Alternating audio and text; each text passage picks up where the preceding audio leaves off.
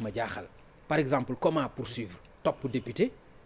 convoqué ko grawul topp ko sans nga lever immunité parlementaire am ndax loolu mën na nekk. mën na nekk parce que député bi nekkul session. ah session d'accord. si le député est en session. ok mënoo ko arrêter. mënoo ko poursuivre mënoo ko def dara sans l'autorisation de l'Assemblée. mais bu nekkul en session mën nga ko interpeller mën nga ko poursuivre mën nga ko entendre mën nga def lépp ba mu jeex mais boo ko waxee arrêter il faut l'autorisation du bureau de l'Assemblée.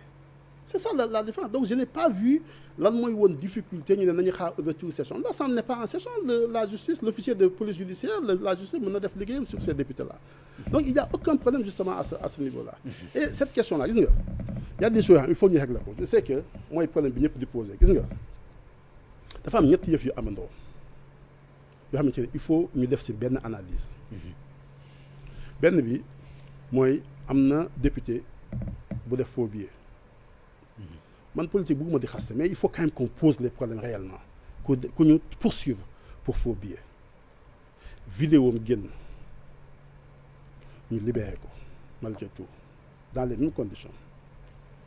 ñu nekk Y'en a marre ils sont aujourd'hui en casso pour vidéo bu ñu publier muy deux choses contradiction aujourd'hui ñiy wax Y'en a marre dañ leen di poursuivre pour ay affaire passeport diplomatique trafic la ñu wax ñii aussi ñu ngi leen di poursuivre pour la même chose ñii ñi ngi tëdd si biir kaso bi ñii y a même pas encore de début de procédure si ñoom gis nga loo xamante ne dañ ko commencé mais aussi dégg nga le ministre de la justice li nga xam ni wax na ko par rapport à l'affaire Bougazelli ci liberté provisoire la nekk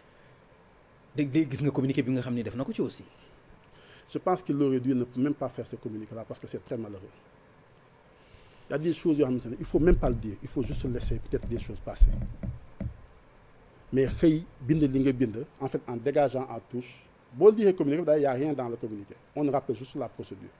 mais le fondement de la décision qui a été prise personne ne te le dit liral communiqué bi donc on aurait même pu se passer de ça et c'est même mauvais de dire ces choses là parce parce que que procédure normale la liberté provisoire ne veut pas dire que ni dañ ko libérer donc ku ne en xam fait na loolu oui donc qu'est-ce qu'il est en train de dire il est en train de dire que oui xam nga tout le problème là qu'on pose là et qui est aujourd'hui débat bi mooy on est en train d'avoir une justice sélective Sénégal kumba am ndey ak kumba amul ndey dama la jox ñaari exemple bu fekkente ne loolu la ñuy def mais comment kumba amul ndey alors que Bougazelli def nag presque 7 mois en prison donc ku def 7 mois prison parce que sur ces questions là ñu génne la sa vidéo mën nañ laa bàyyi nga dem ñeneen ñi nga xam ne aussi on les poursuit pour la même chose aussi ñu bàyyi leen aujourd'hui si kaso bi ñoom ñu tëdd fi on dit non vidéo yi lii lu tax ñuy publier vidéo jàmbur lu tax ñuy publier vidéo jàmbur sur ces questions là gis nga waxuma la Bougazelli je défends Bougazelli il a raison kenn waxul publier vidéo je défends aussi waa Y'en a marre kenn waxul publier seen vidéo sur ces questions là vraiment je suis intransigeant question bi sax tollul foofu xam nga fu mu toll aujourd'hui tous les jours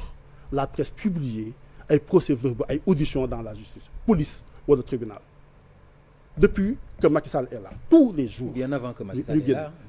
non c'est sous Macky Sall. que lañ ko système les procès-verbaux là. oui en tout cas man. non c'est bien avant Macky Sall aussi. ku mu mën di doon c'est pas le problème ndax Macky la wala keneen c'est pas le problème. je vous dis ça c'est quand même un problème en démocratie. mais aussi dama lay wax oui si c'est vrai j'ai pas de problème sur ça. parce que loolu aussi tax journaliste bi am sañ na ko au moins bu fekkente ni am na information jàpp naa ne ak nu mu mën a demee war na ko mën a publier information boo xam ne. on ne peut pas le reprocher on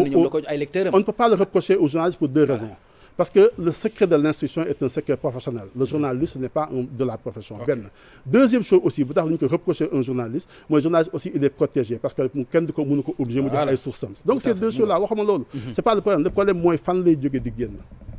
aujourd'hui dañuy poser problème bi rek nii mu bees nii ci biir mais bu problème bi yàgg koy waxee réglé bu ñu ko waxee poser yàgg na personne ne pose ce problème là et ça c'est d'abord la responsabilité Macky Sall c'est à lui de faire en sorte que loolu bañatee am pas parce que dama koy accabler li ngay yaakaar mais parce que la Constitution dit que c'est lui qui est le garant du fonctionnement normal des institutions s'il y a des problèmes là qui se posent au niveau de la justice c'est lui d'abord qui est interpellé avant d'interpeller quelqu'un d'autre alors donc ces problèmes là qui commencent à se poser il faut qu'on trouve la solution et qu'on parvienne justement à les régler parce que il faut ñu jàmm ñun suñu biir réew dañoo tàmm léegi xaste xaayu sutura jàmbur li ñuy tuddee dignité humaine dañuy xëy tey di ci joggante c'est ay nit et ça fait toujours des malheureux gis nga waa ji ngay ñëw di ko topp souvent am na doom am na njaboot am na jabar am na ñeen souvent seen doom yi du ñu xëy mën a jàngi parce que simplement waxal nañu seen bàyyi leneen ak leneen nous avons cette responsabilité aussi de préserver la dignité des gens yi nga xamante ne ñoom la ñu nekkal sur le cas de Y'en a marre aussi c'est exactement la même chose il faut que ñi nga xam ne ñooy ay lanceurs d'alerte ñu protéger leen la question que je me pose sur le cas de Y'en a marre c'est lan moo nekk ci ginnaaw nit moo nekk ne na xarit seen xarit la pendant 20 ans ñooy ànd depuis toujours mu def tout un montage publier montage bi sachant que moom bu ko publier dañ suñuy jàpp dañ koy jàppale qu'est-ce qu'on lui a proposé mu nangoo def loolu lan ngay wax loo nit ak lan moo nekk motivation ci ginnaaw pour moom mu nangoo dem enregistrer ay nit publier ko nangoo dem tëddandoo ak ñoom kaso. D'accord. C'est ça les questions qu'il faut qu'on pose. nag s'il vous plaît fay yi fond bi. non les faits gis nga non nañ ci wax nga forme bi. les faits yaa naa maar ci waaw. seen bopp ñoo ko njëkk a condamné gis nga lépp luy document administratif muy man muy keneen muy yaa naa maar muy journaliste muy député loo xamante ne signature Sénégal la benn crédibilité Sénégal la au plan national et au plan international kenn waru see def trafic c'est-à-dire personne mënut a soutenir nit qui est dans une situation délictuelle je ne les soutiens pas à ce niveau-là et ils le savent je pense que même ñoom ci seen biir ils ont très vite fait retirer de Y'en a marre et Y'en a marre aussi a fait une déclaration de principe bu am solo bu ñëpp d'accord donc le problème ne se pose pas à ce niveau-là ils doivent répondre au niveau de la justice et je pense qu'ils sont en train de répondre au niveau de la justice je ne les condamne même pas tant qu'un tribunal ne les condamne parce que loolu aussi mooy le principe de la présomption d'innocence donc amu problème ci wàllu woowu waaye li nekk ci ginnaaw aussi il faut ñu xam ko gis nga ci àdduna bi yëpp ñi nga xam ne wax nga ci ñaari yoon li nekk ci ginnaaw lan nga xalaat ni moom war a mën a nekk ci ginnaaw non que mënul nekk un fait anodin c'est-à-dire naka la nit di nangoo yow jaay sa xayit dem tëdd kaso c'est ça qui s'est passé waa ji leen enregistré non moom tëdd na kaso lu jiitu problème boobu non pour non sa information non si non c'est pas le problème si oui c'est-à-dire pour ay yeneen affaire oui pour yeneen affaire pour yeneen affaire kaso mu tëdd na kaso bi vidéo bi génn kaso la ko fekk moom Thier après génne nañ ko kaso pour entendre ko ak ñoom kilifa loolu am na donc du ci affaire bi exactement mën na ci jël beneen mandat de dépôt nag mu nekk mandat de dépôt bu fekki mandat de dépôt boobu mais mi ngi woon kaso bi problème bi di am d'accord c'est ça que je te dis kii jël dossier laaw xam nga tey mun naa sacrifier mun ngaa ñëw ne xam ma ne ma sacrifier Pape Ngagne waaye pas au point que man ma dem kaso parce que bii aussi il devra répondre devant la justice de ça c'est ça le problème moo tax may la moom lan moo ko mën a jaral qu'est-ce qu'on lui a proposé qu'est-ce qu'on lui a fait pour loolu am ce que je dis simplement gis nga dans ces histoires je ne pense pas parce que pourquoi parce que vidéo bi def na ko am na vidéo bi kon peut-être vidéo bi def na ko bien avant xanaa une proposition wala leneen non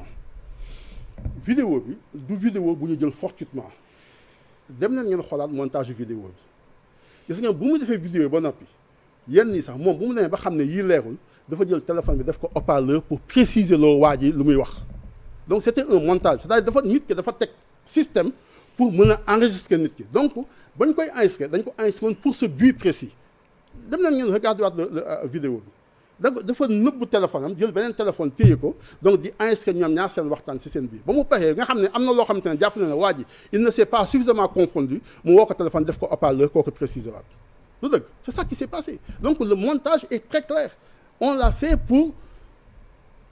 jàppalu nit dañu ko def pour confondre nit pour créer ay preuves yoo xamante ne moom ci boppam du ko mën a weddi si tant est que c'est ça qu'il a fait je dis maintenant naka la nit di yeggee foofu moo tax gis nga dans tous les pays tey li ñuy tuddee les lanceurs d'alerte mu mel ne ay Y'en a marre mu mel ne ay Forum Civil mu mel ne ñeneen nañu qui est d'ailleurs autre chose d'ailleurs mais ils jouent aussi ce rôle-là on les protège dans tous les pays. ça dañ leen war a protéger mais ñoom aussi dañu war a protéger seen bopp. je suis tout à fait d'accord xam nga lu ma gën a dawloo ci yaxam ci vidéo bi c'est des gens qui jouent ce rôle-là dans une société en certain moment il y a quelqu'un qui dit lu ma jënd crédit sax tey sama téléphone amuma ko.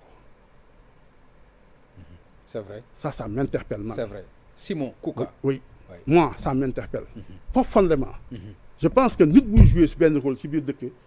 il y a quand même des situations yoo xam ne mënoo see nekk parce que après day am benn charge aussi. tout à fait Pape Ngagne am na loo xam ne yow mënuloo ko tey. yemul foofu parce que simplement li ma jot a gagné dama ko defal suma yaay. def lii def la et cetera xam nga tey maa ngi yow am na loo xamante ne. yow on va dire que citoyen ordinaire nga normal mais dès lors que nga nekk image médiatique nekk journaliste tey dafa am benn obligation de représentation boo am na loo xam ne mënoo koo bindoo ci mbedd bi am na foo mënta dem am na foo mënta dugg am na foo mënul donc ñoom aussi loolu day nekk seen charge xam nga ko jouer rôle boobu ñu xàmmee si dëkk bi xam ne am na un minimum boo xamante ne gis nga boo si accédé wu daf lay affaiblir. C'est pour ça que il faut aussi que ñu travailler à renforcer et à protéger des gens comme ça. tout à fait noonu nga ci amee yaram bu daw ñun aussi wax dëgg